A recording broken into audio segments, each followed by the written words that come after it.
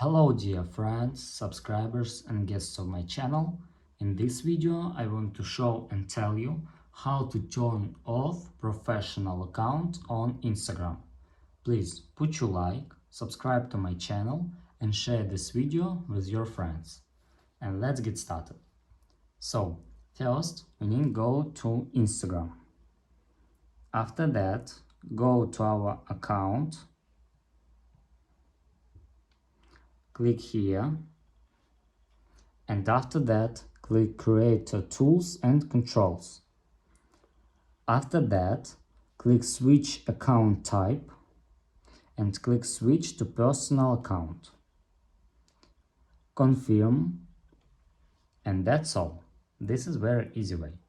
If you enjoyed this video and found it helpful, please put your like, subscribe to my channel and share this video with your friends. Bye bye everyone, see you later.